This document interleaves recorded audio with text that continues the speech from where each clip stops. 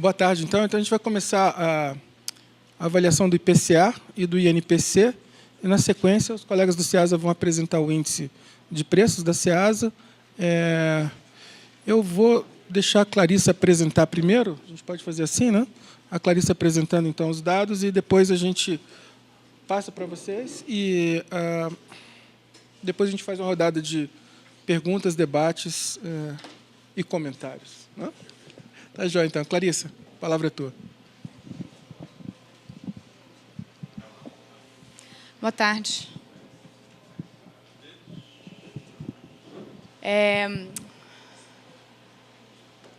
Hoje a gente vai analisar o IPCA e o INPC de fevereiro, né, de 2018. Faz tempo que eu não uso isso daqui. Eu nunca sei para onde tem que apontar. O roteiro da apresentação é falar um pouco sobre o IPCA e as regiões que são pesquisadas, né, fazer um comparativo, fazer uma decomposição do índice e depois falar do INPC. Começando aqui com o resultado, a gente teve uma variação de 0,19 na inflação no IPCA mensal.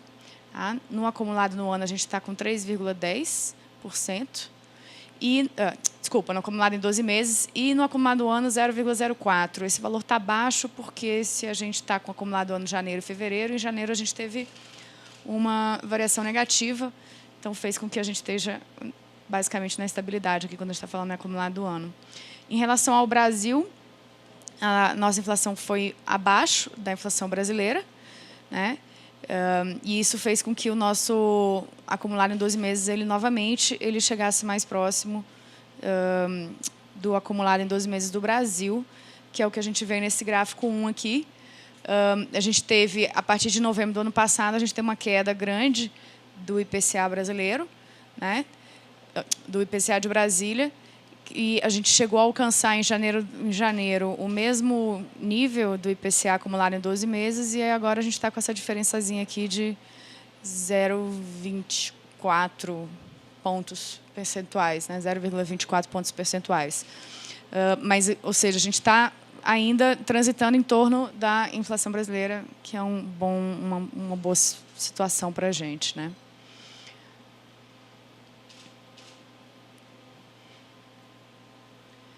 Bom, o que foi que variou no mês para dar esse resultado de 0,19? Basicamente, a gente tem um aumento de educação.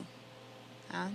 O mês de fevereiro é um mês que você tem aumento de mensalidade, reajustes, e isso em todo o país.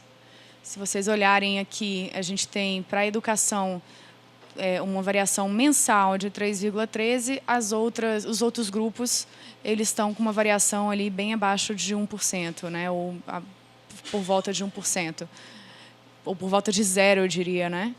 Então, basicamente, quando a gente está falando dessa inflação do mês de fevereiro, a gente está falando de educação. E eu acho importante também citar o grupo de transportes e o grupo de alimentação e bebidas, que tem um peso muito grande na cesta de consumo do residente de Brasília. Educação tem um peso pequeno na cesta, isso daqui é o peso do mês, tá? de todos os grupos. Educação tem um peso de 5,4, mas se a gente multiplica isso daqui pela variação da inflação, que foi muito elevada, a gente chega à conclusão que a inflação do mês de fevereiro em Brasília, basicamente 90% dela se deve ao grupo educação. Porque, apesar de ter um peso pequeno, ele tem uma grande variação, uma grande oscilação nesse mês agora. E transporte e alimentação, eles têm uma variação pequena, mas eles têm um peso grande. E isso faz com que eles também tenham uma participação relevante dentro da inflação mensal de fevereiro.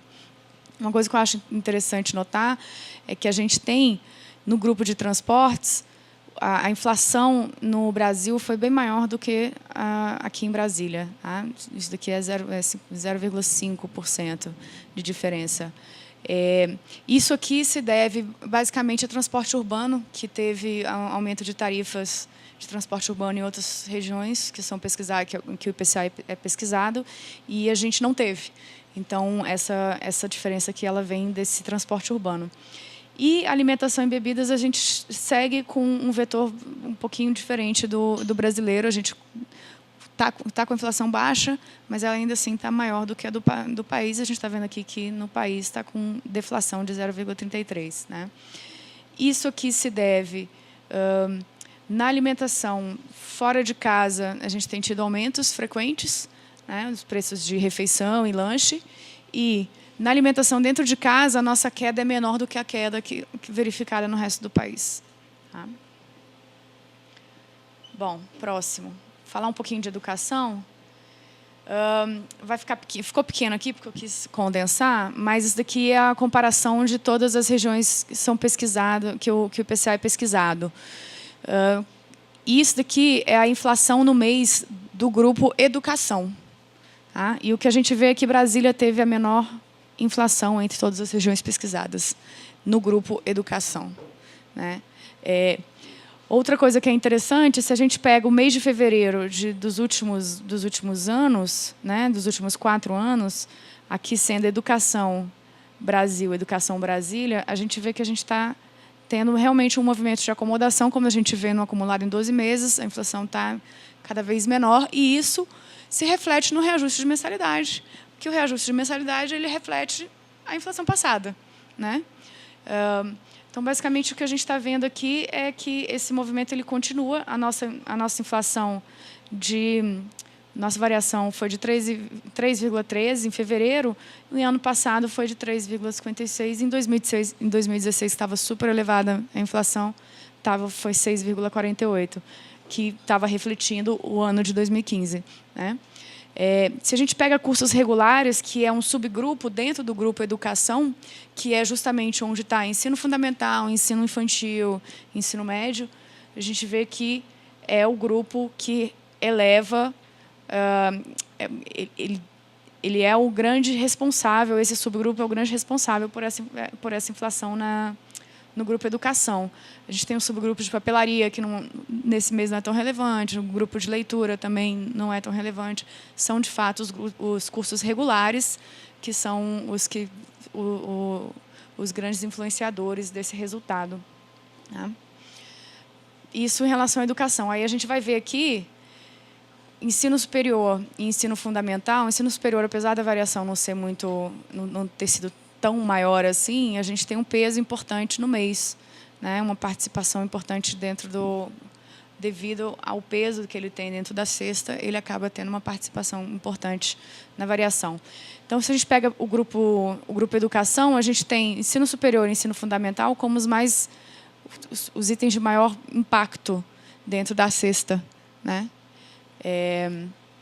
Se a gente pega o grupo alimentação e bebidas, é o que eu falei antes, a gente tem tido aumentos na alimentação fora de casa, e a refeição, que tem um peso também relevante de 0,05 pontos percentuais, acaba influenciando refeição, lanche, etc. E no grupo de transportes, que lembra que eu destaquei esses 3, né, no início, no grupo de transportes a gente tem uma variação, a variação mensal foi de 0,24, e a gasolina representa 0,2 pontos percentuais na cesta desse mês de fevereiro. Teve uma variação de 3,46. Esse resultado aqui ele só não foi maior porque a gente tem a queda da passagem aérea. Tá? Porque é uma questão sazonal, né? A gente começa a aumentar o valor das passagens aéreas em novembro, dezembro, janeiro tem queda, fevereiro tem queda. Né? Então, você tem uma situação sazonal aí. Como passagem aérea na cesta de consumo do brasiliense é bem elevado, isso acaba gerando um resultado não tão ruim assim em relação ao valor da gasolina. Quando a gente está falando das deflações, que foram 2 grupos, na verdade foram 3 grupos, porque a habitação também teve, mas foi perto do zero, a gente fala do grupo vestuário, que teve uma maior queda de inflação, de 1,20%, queda no IPCA, 1,26%. Na questão do vestuário, a explicação tende a ser a questão sazonal também. É uma época que a gente tem descontos, né? Saldões, etc., para terminar o estoque. Então, janeiro teve queda em vestuário, nos preços, e fevereiro também acaba tendo. E quando a gente está falando do grupo vestuário, é basicamente todos, sim, é roupa, calçado, joias, acessórios, etc. O que não teve, o único item, subgrupo que não teve queda foi de tecidos. Tá? E artigos de residência, redução de 0,61%. Em janeiro tinha tido um aumento de 1, alguma coisa. Não, mentira, menos de 1% também. Então, basicamente, esse grupo ele segue não conseguindo recompor a margem, porque a gente segue com queda tanto do comércio de móveis, como... Móveis está se recuperando, né? Mas, assim, eletroeletrônicos, etc., a gente vê que o comércio teve um ano sofrido ano passado. Isso se refletiu nos preços, que foram preços que ficaram em queda. E quando a gente vê essa situação do grupo artigos de residência, que basicamente está medindo o preço de móveis e o preço de aparelhos eletroeletrônicos, a gente vê que a situação ainda não está muito favorável para esses comerciantes. Tá? No varejo, claro, que estou falando. Bom, variação em 12 meses. Como eu falei antes, a gente está com a inflação próxima da inflação brasileira. Né? Em 12 meses, no acumulado, o Brasil está com 2,84%, Brasília 3,10%. Existem algumas discrepâncias, né, na questão do grupo educação. Brasil está com o valor da educação maior, mais de 1,4 pontos, mais ou menos, pontos percentuais acima da de Brasília. A habitação também tem tido um aumento, tá? No Brasil maior do que em Brasília. E aí, se a gente pega aqui alimentação e bebidas, Brasília está com variação positiva, enquanto o Brasil está com queda de 1,37%. Novamente, alimentação e bebidas é aquela questão que a gente já tem discutido aqui há bastante tempo. A gente tem visto que alimentação fora do domicílio em Brasília tem estado acima da alimentação fora do domicílio no Brasil, tá? Repetidamente. E a outra questão é que a gente tem a alimentação no domicílio, ela não tem a mesma variação negativa que tem a alimentação no domicílio no Brasil. Tá? São questões de produtos. O Fernando explica algumas questões toda vez que a gente fala da Ceasa, né? Existem alguns produtos que são produzidos localmente, que acabam sofrendo com a crise hídrica ou com a quantidade de chuva que a gente está tendo, etc. E o que tem mantido essa alimentação no domicílio com preços tão baixos são os alimentos que são comercializáveis no Brasil inteiro, né? Produtos industrializados, as carnes, e alguns produtos de hortifruti que você acaba tendo vendas que vêm de outros estados, né? E dá para vender para outros estados também. Ou seja, você tem uma maior gama de concorrência. Relação aos preços administrados e monitorados, o comportamento, acho que é importante notar aqui que em fevereiro o peso maior foi do grupo de não comercializáveis. Não comercializáveis são aqueles produtos que devem ser produzidos e consumidos localmente, né? Um grande exemplo disso é a escola. Você não consegue comercializar a escola em outro estado, né? Você não consome em outro estado você não compra outro estado para consumir aqui. Então, basicamente, esse não comercializáveis aqui, esse peso grande, a gente está falando de novo das mensalidades. Tá? A gente tem um comportamento um pouco diferente da categoria monitorados, que são os preços que são administrados, ou alguns são administrados pelo governo e outros, de alguma forma, têm algum tipo de olhar pelo governo, né? Que a gente vê que em Brasília a gente teve uma alta entre agosto e dezembro, tá? Que no Brasil a gente não teve. No Brasil a gente mantém um comportamento um pouco mais, apesar de ser o item, a categoria com maior inflação entre as três categorias, a gente tem um comportamento um pouquinho mais estável, né? Isso aqui possivelmente vem da gasolina, tá? Que a gente começou, a partir de julho, a gente teve um aumento muito acima da média da gasolina. Isso vem porque a gente estava com uma gasolina muito abaixo, o preço da gasolina estava muito baixo em relação ao resto do país. Quando a gente vai ter um aumento, principalmente que teve um aumento de imposto, que são aumentos absolutos, em termos percentuais, isso é uma variação relativa muito alta. E aí, à medida que o preço da gasolina em Brasília foi recuperando o seu valor e ficando mais parecido com a média do resto do país, a gente consegue ver que ele começa a se acomodar, né? Ainda assim, a gente tem tido seguidas altas, só que essas altas ocorrem também no resto do país, porque a gasolina que a gente compra aqui é a mesma vendida para o resto do país, né? Outra coisa que é interessante notar são os comercializáveis, né? Que é o que eu estava falando da alimentação. Justamente os produtos, os itens de alimentação que são vendidos em todos os estados são os que no Brasil está tendo queda, né?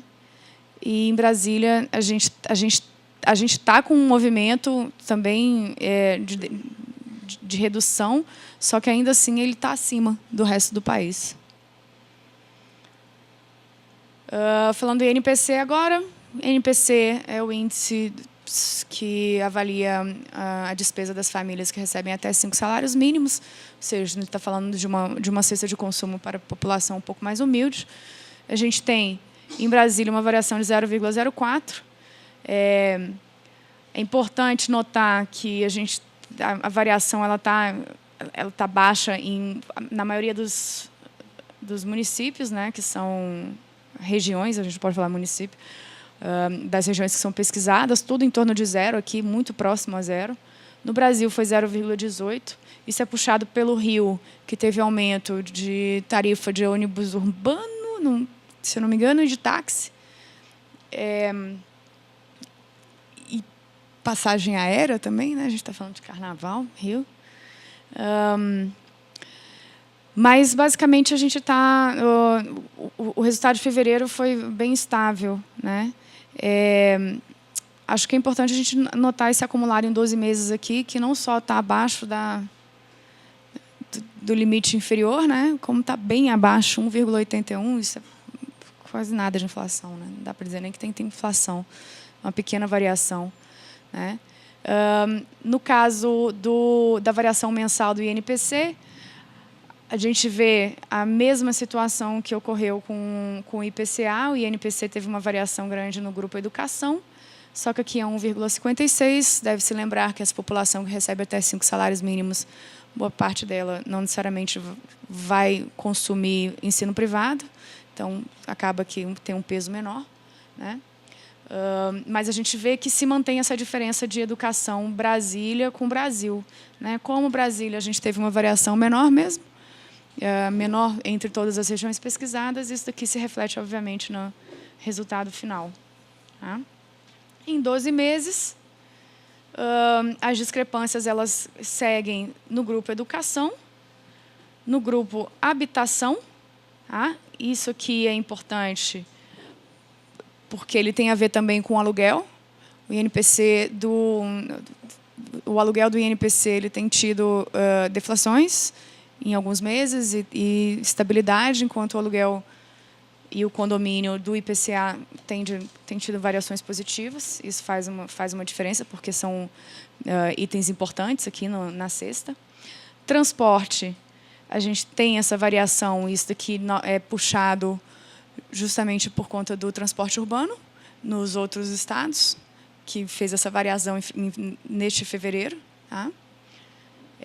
Porque em fevereiro do ano passado a gente tinha tido um bom aumento de tarifa de transporte urbano. Como a gente não teve esse ano, ele saiu daqui, mas nos outros estados tem, então faz essa variação aqui grande. Não sei se eu me fiz entender, porque agora nem eu.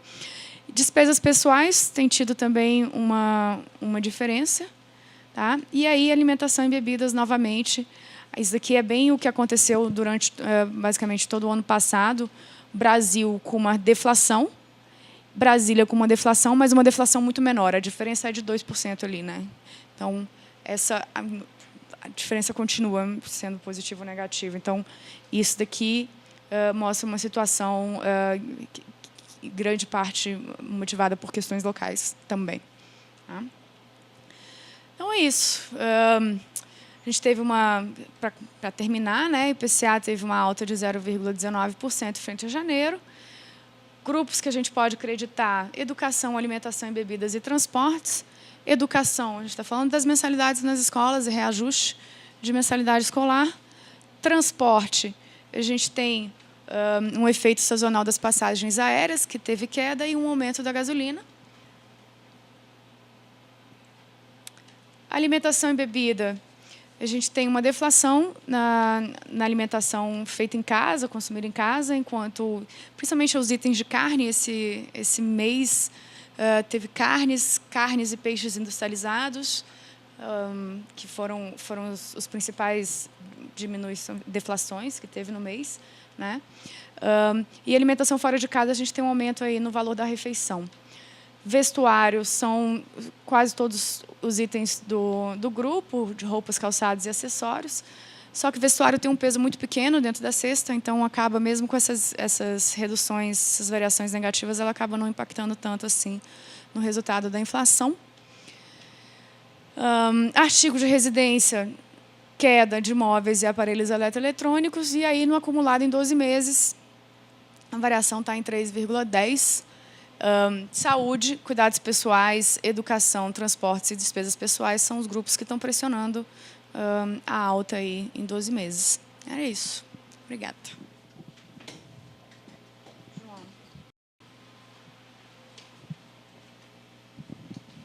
Boa tarde a todos. Eu vou mudar a apresentação só um instante. Obrigado, Clarice.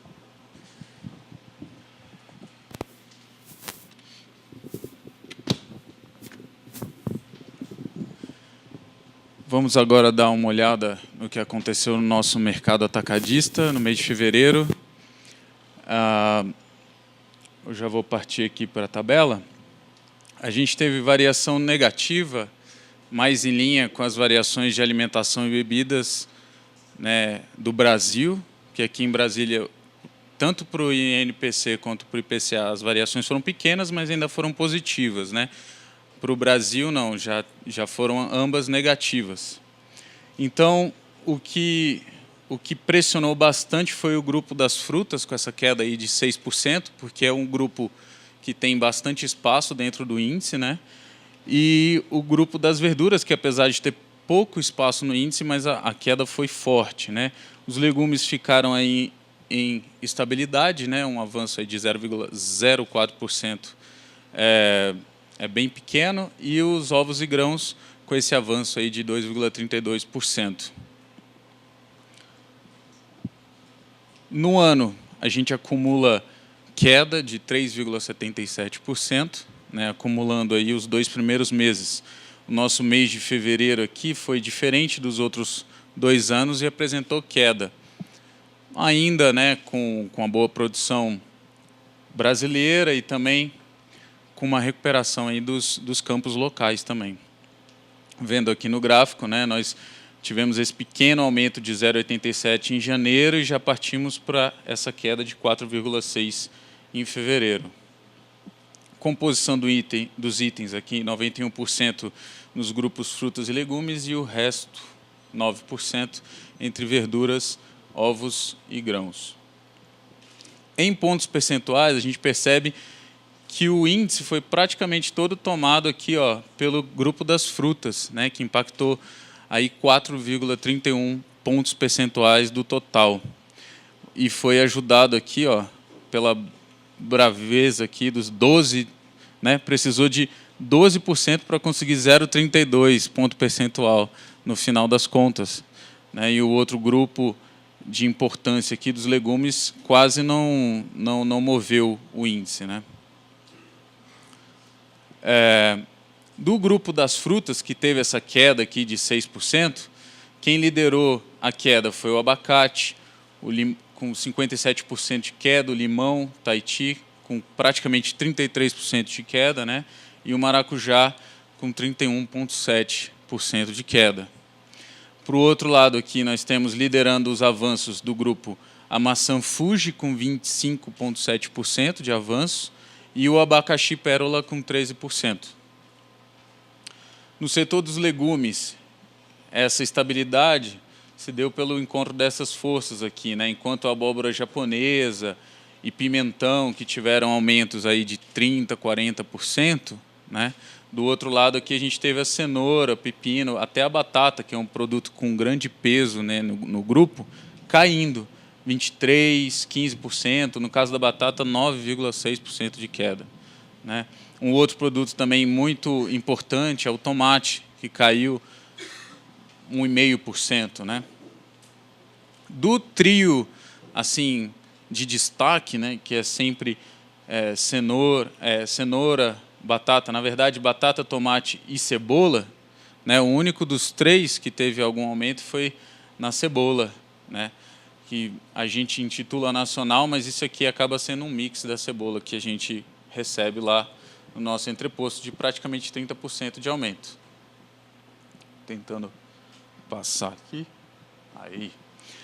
O setor de verduras, o grupo foi todo aqui preponderantemente negativo, né, com exceção da couve-flor e do repolho. Um grupo que, nessa época de chuva, tem tendência de alta, né? A gente conseguiu esse cenário aqui, liderado pela queda de 29% do brócolis, a alface também na casa dos seus 20%, 22%, 24%. Eu vou entrar mais em detalhes, passando aqui para o grupo dos ovos, né, que teve esse aumento de 2,32%. Os dois tipos de ovos comercializados lá, o de galinha branco e vermelho, tiveram aí seus aumentos na casa dos 5,7%. Ovos também que vinham em uma constância muito grande, desde o segundo semestre do ano passado, eles têm se comportado bem. Então, dessa queda média de 4,6%, o grupo das frutas caiu 6,01%, os legumes nessa praticamente estabilidade, 0,04% de avanço, verduras caindo mais de 12% e ovos e grãos se mexendo num aumento de 2,32%. Os destaques do grupo das frutas. A maçã Fuji, ela se encontra em entre safra, então parte da demanda é suprida por importação, o que faz com que o produto, tanto, né, o importado já é por custo de transporte, custo de importação já é mais alto e também acaba impactando no produto nacional. Abacate, a safra local, não sei, lá na casa da minha sogra tem bastante pé de abacate. Tem abacate assim de tudo quanto é lado. O bom é que caiu abacate, caiu tomate, caiu limão, tá bom para fazer um guacamole, né? Só a cebola que deu um avançozinho, mas dá para compensar.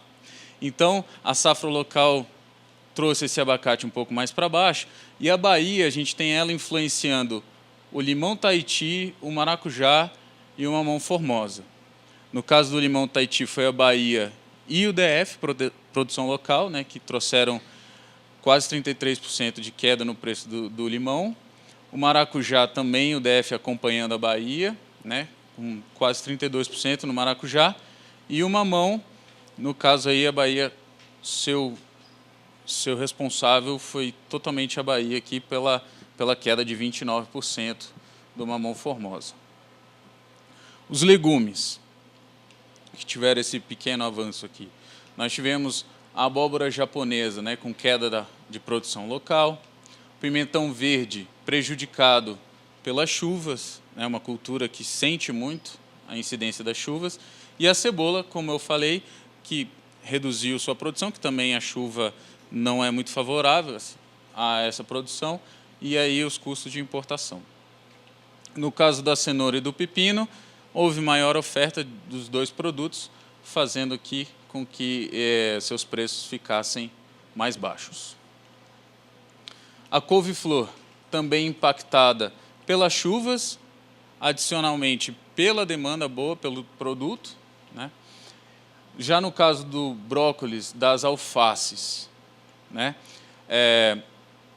que é uma época de queda de produção, essa produção se manteve estável, né, apesar das chuvas. No entanto, o período de férias e do feriado, do carnaval, acertou a demanda para baixo, então esses produtos, apesar de estáveis, produção estável, eles ficaram mais baratos via demanda. Aqui no setor de ovos, principalmente, né, já começa a se sentir a demanda aí da Semana Santa, né, principalmente nesse lado aqui dos ovos, que é quem comanda esse grupo. As tendências. Os fatores preponderantes no mês de março, né, são chuva no DF e no entorno, graças a Deus, e em outras regiões também que são importantes lá para o nosso entreposto e para o abastecimento do DF. E também o fim das férias e início do período letivo. A cebola tende a se manter mais apreciada, né, devido à já prevista queda na safra e à necessidade de importação. Lá em 2016, essa importação foi bem forte. Em 2017, ela já foi bem fraca. Então, vamos ver em que ponto que a gente se equilibra em 2018. As folhagens, como é da época também, de chuvas constantes, né, elas tendem a permanecer a preços mais altos e, conforme o clima esquenta, a demanda por esses produtos também se esquenta, né. O tomate tende à estabilidade com algum viés de queda devido a isso aqui, ó, o início da colheita da região, a previsão do início da colheita da região. Então, a gente conversou com alguns produtores locais e já tem bastante notícia de chegada de tomate aqui da região já a partir dessa semana que vem. No caso do mamão Formosa e do Avaí, eles tendem a valorização por conta já do desgaste da oferta vindo da Bahia e do Espírito Santo. A banana prata ainda está aqui em período de safra, né, e segue com tendência de queda. Já a laranja é o contrário, ela já tem previsão, a gente conversando também com comerciantes que trabalham com laranja, a previsão é que a oferta, né, a oferta de laranja, a gente conversou especificamente sobre a laranja-pera, né, ela tem essa previsão de queda de produção e consequente encarecimento do produto. Para esse mês de fevereiro foi isso, né? Sempre lembrando que o nosso índice é composto pelo número mágico de 66 itens hortigranjeiros e nós tratamos do mercado atacadista. Obrigado pela atenção e podemos partir para a discussão. Muito bem, senhoras e senhores. Vamos recompor a mesa? Senhor Bruno de Oliveira, Clarissa, o Fernando Santos e o João Bosco.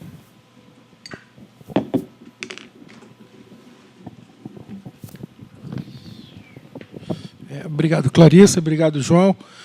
Eu acho que eu vou abrir a palavra para perguntas, comentários, se a plateia tiver alguma pergunta. Não sei se a agência... Sobre a laranja, né, que você apresentou agora, essa produção que você mencionou, ela é oriunda do DF ou também de outros estados? Ou só de outros estados? Só de outros estados? Principalmente São Paulo, né? São Paulo. Tá.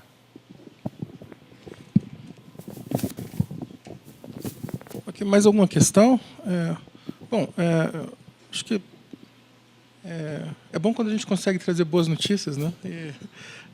A inflação, quando a gente olha, principalmente para os mais pobres, né? A gente teve essa deflação esse mês, né? E uma inflação baixa já no mês passado e esse mês. A queda de preços de alimento tem favorecido as populações mais pobres pelo peso na cesta dessas famílias. Então, acho que essa acho que uma boa surpresa que a gente teve do final do ano passado para agora, né? Essa queda de preços de alimentos, essa boa produção agrícola, né? Acho que isso foi uma boa notícia para a economia brasileira como um todo. A menor inflação também permite uma política monetária menos apertada e uma perspectiva maior de recuperação da economia, que ainda a gente tem observado muito lenta. Acho que um outro aspecto, tirando alguns fatores sazonais que a gente viu da inflação, como, por exemplo, o aumento de educação, um aspecto que vem me impressionando bastante também é a queda dos artigos de residência, né, móvel, linha branca, com uma demanda ainda recuperando agora, mas ainda muito baixa, e os preços caindo muito, né?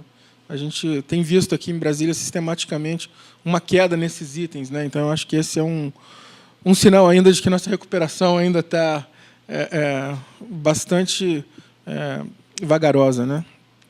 Mas, no modo geral, eu acho que a gente tem esse quadro positivo. Um item que me achou interessante, também pareceu interessante, foi ter alguma deflação em 12 meses no item de comercializáveis, né? Que a gente não tinha isso em Brasília, ainda que a queda de alimentos, por exemplo, não foi tão forte em Brasília como no resto do Brasil. Então, a gente tem esse primeiro mês com essa queda do não comercializáveis e o monitorados convergindo para o nível do Brasil, ainda que a gente não tenha tido aumento de passagem urbana, ônibus urbano e coisas do tipo, né? Então, ainda é um nível que ainda reflete aumentos passados de, por exemplo, gasolina, né? Acho que talvez tenha uma tendência de queda no monitorados aí para frente. Bom, eu não sei se Clarissa quer fazer mais algum comentário. Fernando? João? Não? Bom, Jussânio.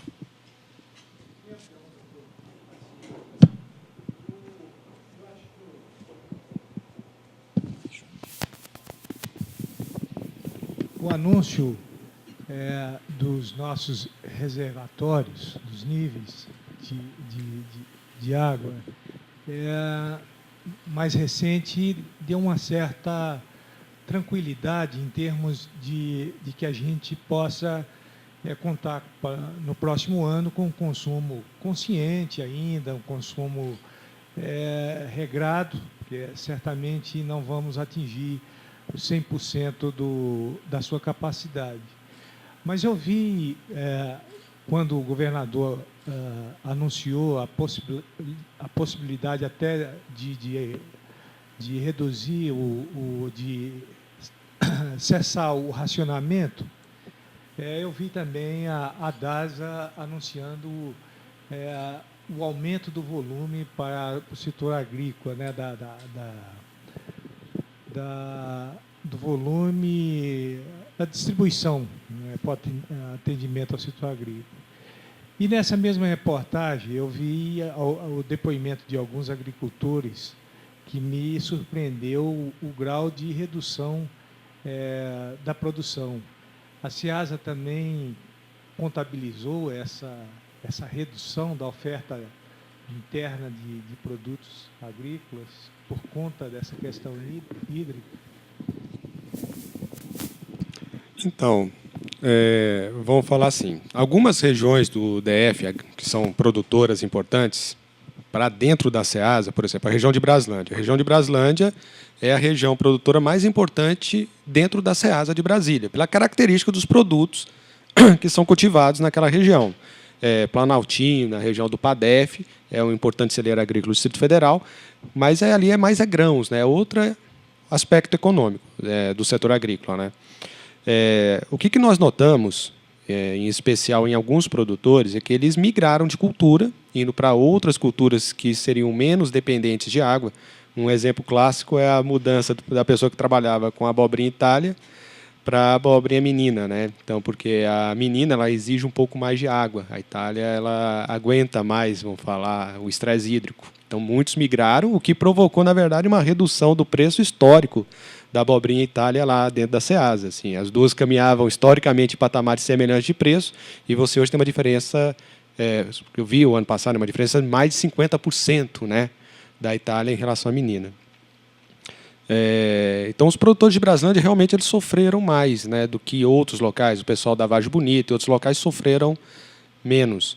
Mas a gente notou já uma leve redução da participação do Distrito Federal dentro da composição de entrada de mercadorias da Ceasa de Brasília. Mas é assim, muito pequeno ainda. A média histórica se gira em torno de 24,5%, 25% do que entra de mercadoria no nosso entreposto, sendo do Distrito Federal. Isso está próximo de 23,5% no ano passado. Então, foi uma queda de cerca de 1%. Se você levar em consideração todo o cenário ruim que veio dessa crise hídrica, isso foi muito pouco, na verdade. E levando em consideração que A Ceasa, o ano passado, aumentou em 13% o volume de mercadorias entrando dentro da Ceasa, né? Então, nós crescemos 13%, teve uma leve redução da participação do Distrito Federal, mas se a gente cresceu 13%, então essa redução realmente foi pequena, né? Por adaptação do produtor indo para outras culturas, ou se não ele migrando dentro do próprio Distrito Federal para uma outra localidade que ele pudesse manter o nível de produção. Algumas pessoas que foram para tecnologias melhores, né? Em momentos de crise acontece isso, a pessoa acaba tendo de se adaptar à situação, né? Agora, infelizmente, aquele que estava numa localidade, uma região que foi impossibilitada de captar água por algum motivo, ou às vezes temos pessoas que não querem se adaptar, está acostumado àquilo lá e prefere cessar a produção, esperar São Pedro ajudar e voltar para o nível normal. Infelizmente isso acontece, né? A pessoa às vezes não está tão acostumada a fazer uma coisa que se nega a adaptar a uma nova situação de produção. Acontece. Mas a nossa perspectiva lá é com a estabilização do cenário hídrico, né, Brasília consiga voltar a um nível, vamos dizer, mais normal de produção. E, ao que a gente vira e mexe fala, e foi até mostrado aqui, a produção local é muito importante para regular preço dali. Então, mesmo que a produção local entre em menor quantidade, esse produto ele evita uma pressão inflacionária de modo exacerbado, né? Com a possível entrada agora das próximas semanas do tomate, produção local, evita que uma pressão de preço do tomate se amplie, né? Apesar que, no nosso caso, apresentou uma leve queda, a nível varejo, ele aumentou uma alta de mais de 10%, aí tem algumas explicações que ajudam a entender esse fenômeno de diferença de preço. Mas, por exemplo, o abacate estava muito caro, estava quase um produto proibitivo no final do ano passado, né? E ele literalmente desabou o preço. Por que ele desabou? Porque a entrada era produção local. Nós temos alguma produção aqui no Distrito Federal de limão, aqui no nossas vizinhas Água Fria de Goiás tem produção de limão, que ajudou também a derrubar o preço da fruta. Então, a produção local ela é importante. Não é questão de fornecer 100% dos itens, mas evitar uma pressão inflacionária, né? E com essa normalização de cenário, e aliado também a talvez um entendimento maior, a gente conversou com vários produtores que se adaptaram a esse novo cenário hídrico, né? Isso é importante para você conseguir evitar que a produção caísse mais. Agora, evidente, dentro de um cenário desse, você vai encontrar um relato de alguém que falou que não conseguiu produzir nada, ou caiu 50% da produção. Eu conheço casos de pessoas que, na verdade, cresceram um pouco a produção dele. Só completando que também uma parcela da queda da participação do Distrito Federal no cômputo geral também é devida a alguns casos de que esses produtores migraram do DF para o Goiás. Também o Fernando listou aí vários casos, esse é um dos casos também. Obrigado, João. Clarissa. Então, bom, vou encerrar aqui. Acho que semana que vem a gente tem o lançamento do boletim, do IDECOM, né? O boletim de conjuntura da Codeplan. Desde já convido a todos, é dia 14. Dia 14, às 2h. Né? Então, a gente depois vai ter uma mesa redonda com um debate convidando a FEComércio, o Corecon, a Secretaria de Agricultura e a Fibra. Né? Então, bom, desde já todos convidados. Obrigado.